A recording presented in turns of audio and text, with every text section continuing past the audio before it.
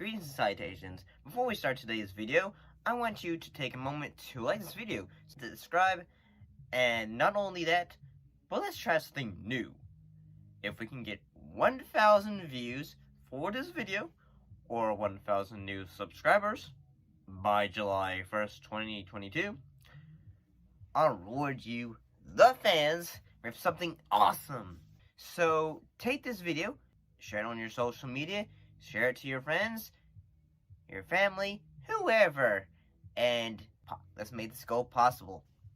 And also, don't forget to watch, like, and share our other awesome videos. Now on with the show. Space, the final frontier. These are the voyages of a new Trekkie.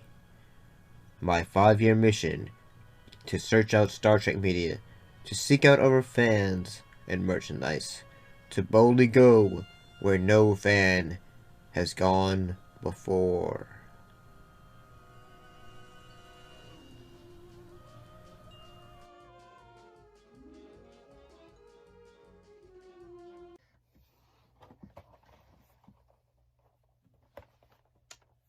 You know, Kirk Pop Figure, I really want to open you up. I want to up you up, but I feel like if I open you up, I'd get a lot of comments, and the comment section tell me like, "You fool! You've ruined the collector's value."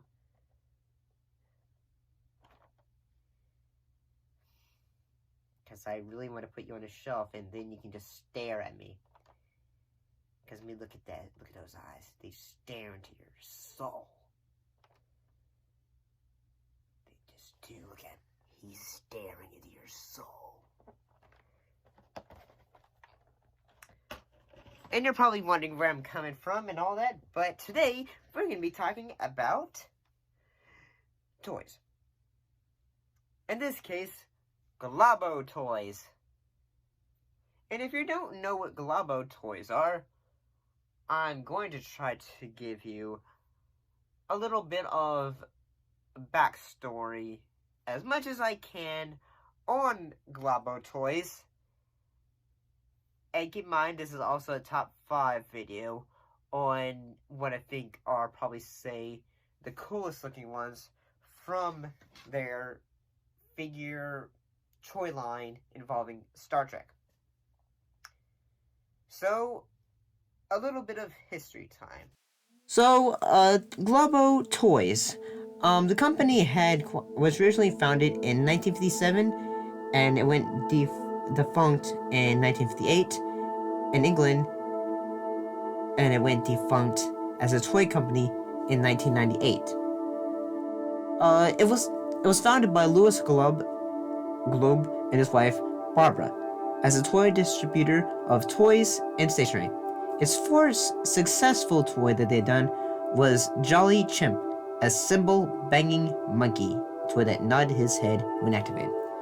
The company was incorporated in 1968. However, Louis, he became a bit too ill to continue as president, so his 21-year-old son, David, he ended up dropping out of University of California to take over the family business. In partnership with his brother, Vice President Mart Galoob, David aggressively pursued new product development and transformed the company into a multi-billion business by 1976.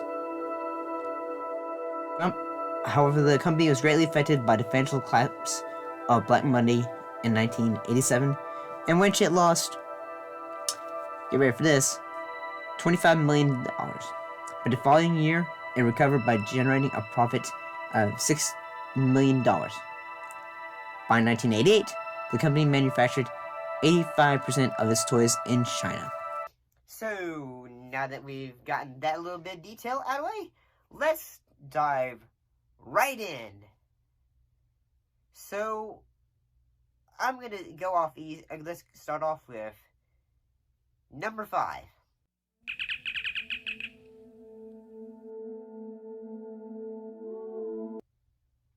Number 5 is Cyborg.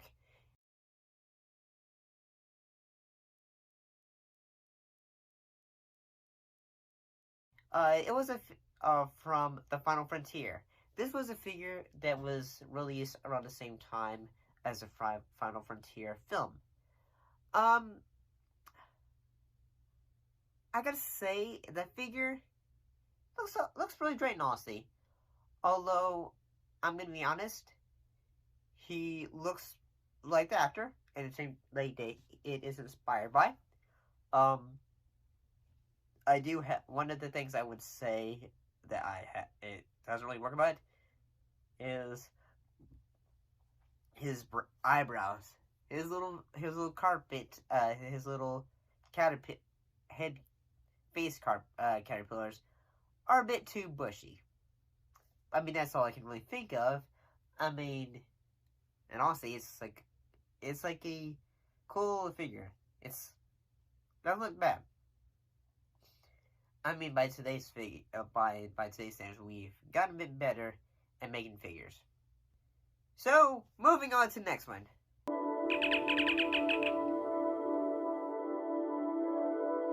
So, number 4.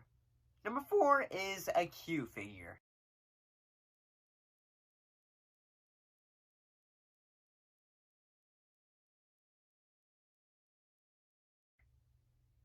Q, if you haven't really been following Star Trek, especially when it comes to the Next Generation, Q is basically a sentient god who basically, at times, will just mess around with the Star Trek, the Enterprise crew, and will just, like, say, hey, you guys are crazy, or you guys are just fun. Sometimes he'll, like, show up on the ship, and Picard just says, get out here! But his figure is from his first episode, from Encounter at Farpoint, and like when he's in this Judge Regalia. Although, I'll be honest, the figure actually looks pretty good. Although, I'm gonna be honest, the red lips, it reminds me something of a character from, like, Mike Myers. Or, yeah, it looks like something from, like, a Mike Myers character. Moving on.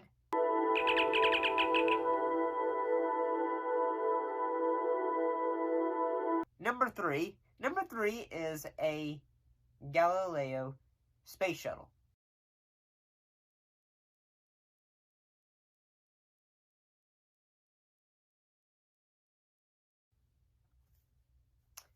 So, this one is actually a pretty cool little, vehicle. I mean, honest, I'd kind of buy this one. Looks cool in honesty. Like, I'd have played with this one as a kid. Yeah, I mean, this was kind of straightforward. It's pretty cool looking. Not much else I can say than that this would be a cool little figure if I had the other figures to put them in and all that. So, number 2.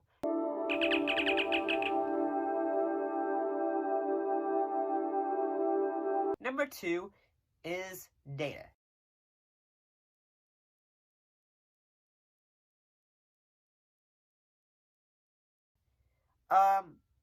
Sometimes when it comes to figures, like, say, especially when you have, like, a face figure, sometimes it's gonna be, like, say, hard to, like, actually make it look like it's model or actor, I don't know. But I actually think that this figure actually looks pretty great, actually, like Data or / Brett Spiner. Looks actually pretty good. I mean, it's, you know, it's like it's a figure. It looks like it looks very authentic, so it looks pretty good. So, I mean, yeah, I mean, that's not much I can say about it. It looks pretty cool. It looks like, say, the ones that they would spend most time or, trying to get right with. But I feel like the same when it came to these toys, they probably did their best at doing all that. So, on to the final figure.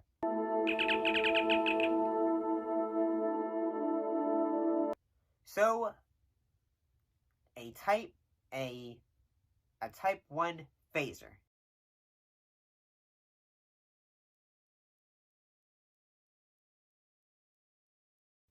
Yes, this time I'm looking at like another thing, which is a phaser. I'll be honest, although it's part of the Galoob Toys, I think it's the most unique. I mean, not because it's just it's not a figure, but I'm kind of cheating, I suppose. Also, it's because it's the most unique thing. Although, because I mean, I'll be honest, the figures look good. Although I'll be honest, the worst looking one was probably Worf.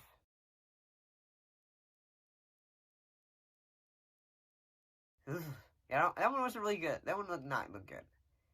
I mean, I guess one of the. I mean, I think that it's. I mean, I guess the phaser is pretty cool.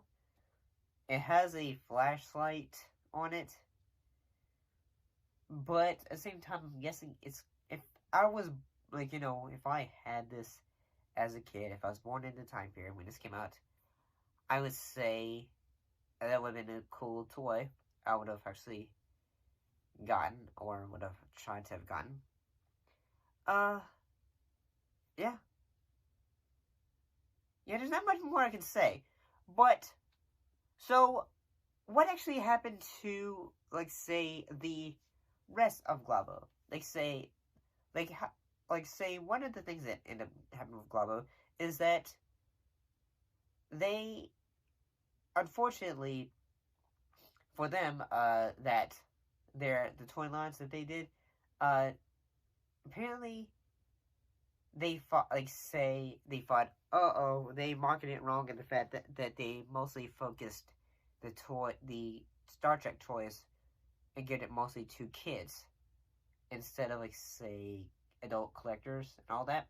So there's that. So yeah, they didn't really think who is going to be our main audience for these toys. So yeah, that's one thing that they miscalculated in a way. So what happened to Glabo? Where are they now? So what happened to after the company? Well, in September 1998, American toy giant Hasbro purchased Galoob for $220 million. Today, it is a Hasbro brand name. The name began appearing on retail products starting in 2005. Hasbro has used the brand logo on its Titanium series die-cast metal collectibles, including various items from Transformers, Star Wars, and Battlestar Galactica. And just like in today's topic, Star Trek. Which it makes me think, some products they had, say, a Terminator, and heck, even Aliens. It makes me think, say, you're making these for, probably with the time period would have been kids, but later they would be adult collectors would be buying these.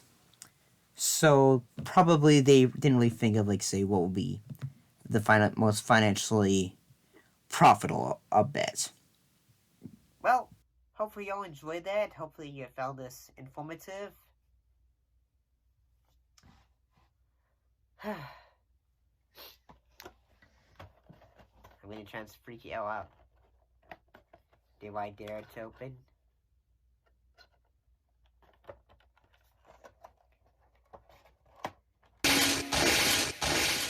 You've ruined the collector's value!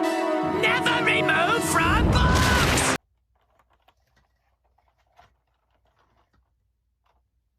I think I just committed the cardinal sin. Yep, I committed the cardinal sin of slightly opening the box. The only thing else would make it worse is if I went fully, but I won't go that far. I won't rip anyone's hearts out. But, thank you for watching, and I'll see you next time. See you later.